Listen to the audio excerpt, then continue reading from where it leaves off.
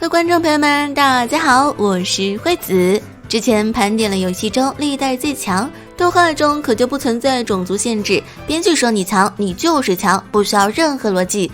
那么让我们一起来看看动画中最强的几位非神兽吧。注意，不算神兽的上榜给凭本事，不分先后。1. 小智的皮卡丘。小智的皮卡丘被大家叫做皮神，自然有一定的道理。他的巅峰水平大概有如下这几场战斗：1. AG 对战开拓区，打败满血雷吉艾斯，这是小智第3次挑战开拓区首脑神代。小智教会了杰尼龟、妙蛙种子、老潘和皮神4位最初的伙伴，一番苦战之后，就剩皮卡丘和雷吉艾斯了。对方雷吉艾斯是2级神，有着强大的战斗力，机动光线和电磁炮都让皮卡丘苦战。此外，自身还能进行睡觉恢复体力。不过最终在皮卡丘爆发之下，一发福特攻击干掉了他。2. DP 战平神兽男的拉蒂欧斯。这是在神奥铃兰大会上，为了不让小智夺冠，编剧拿出了神兽男达克多这一 bug 人物。在蜥蜴王斩杀了达克莱伊后，对方又拿出了一只拉蒂欧斯，简直恶意满满。接下来拉蒂欧斯不费什么力气打倒了小智的大王焰和蜥蜴王，最终皮卡丘压轴登场，靠着小身板跳到拉蒂欧斯背上展开攻击，但可惜因为属性不利，加上对方使用光墙减免伤害，皮卡丘最后被甩了下来，最终双方绝招对碰打平。3. 阿罗拉击败卡普明明。这一场发生在日月篇章，小智和酷酷一全面对战到达尾声。卡普明明对酷酷一表示自己想上场，于是卡普明明代替了酷酷一的最后一只宝可梦。明明先击败了最强异兽四耳真龙，皮神上场，凭借着丰富的经验，皮神没有落下风，最终使用制皮 Z 打破对方卡普 Z， 从而打赢比赛。3场屠神战，皮神实至名归。就是皮卡丘总喜欢演戏，比如最近和彩豆打，为了让利欧路发挥，上去意思意思就被8爪武士打了下来，转头立刻生龙活虎。2. 阿罗拉地区的穿着熊。现在动画中貌似只出现过一只穿着熊，就是那只拥有怪力但是心地善良的熊妈妈。这只穿着熊把火箭队3人组视为家人，对他们照顾有加，只是有时候他过于热情的拥抱对于火箭队来说有点承受不起。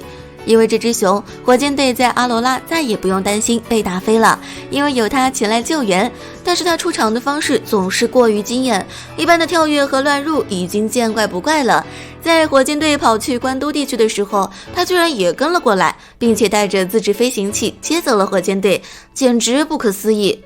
他也有为数不多的动真格时刻，面对来到阿罗拉世界的究极异兽，他丝毫不手软，和力量强大的暴击文打成平手。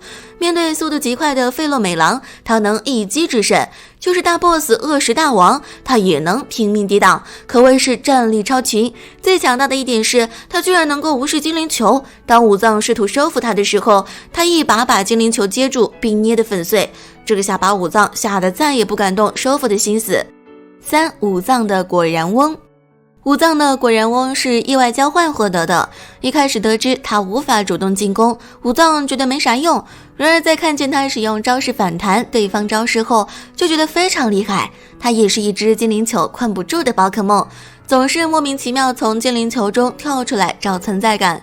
虽然平时果然翁很不正经，大多数时间只是出来耍宝玩闹，但是他也有靠谱的时候。他在火箭队乔装的时候，常常作为喵喵的下半身，甚至能够驾驶或者修复复杂的机器，加入火箭队3人组的角色，真的后来都成精了。除此之外，他的战斗力也是有的，除了多次能挡住皮卡丘的电击，最秀的一次是在胡帕剧场版中直接反弹了1级神拉奇蒂娜的影子球，单凭这一点就能证明他的实力了。4. 喜欢唱歌的胖丁。这只胖丁也是个不可思议的存在，他最初是无法唱歌的，被小智等人喂了个润喉的果子后，开始了罪恶的一生。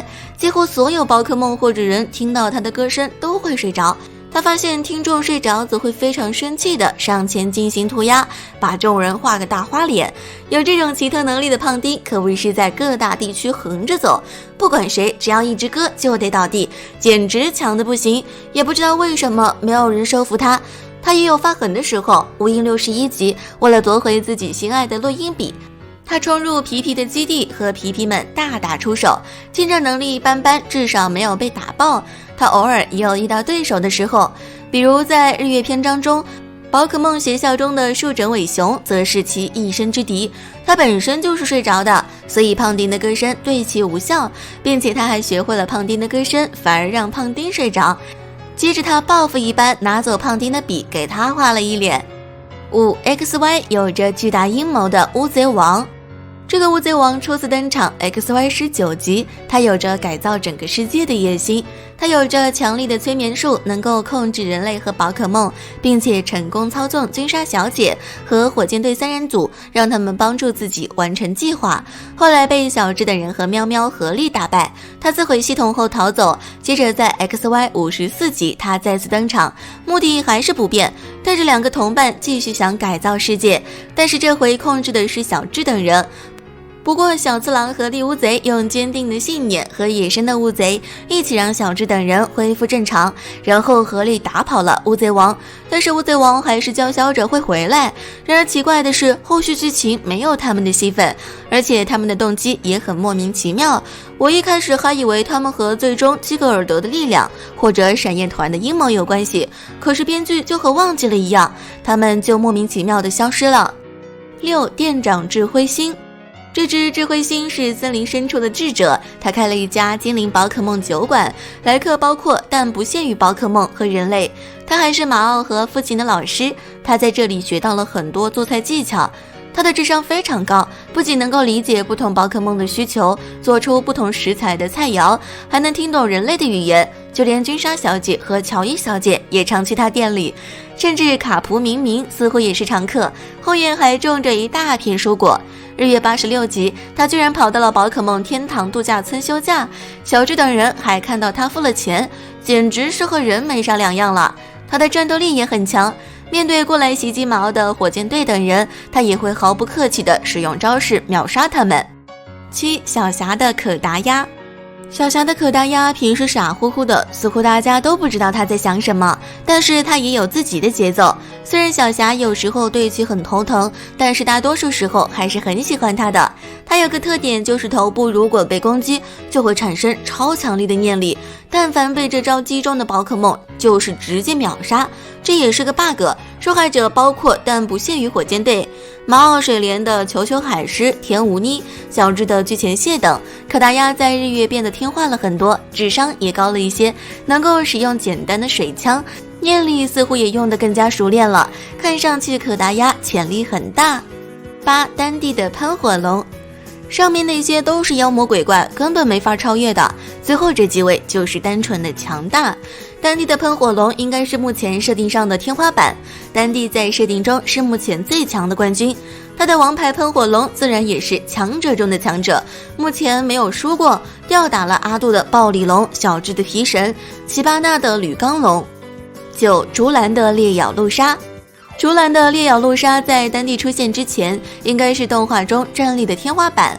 竹篮在12号篇章中轻松干掉了除了菊野之外的3位天王，并且只需要3只宝可梦就能打光大叶6只宝可梦，其中最强的无疑是裂咬陆鲨，一口气能秒掉真丝的诸多宝可梦，在 BW 篇章也能和三云神打一打，算是很不容易了。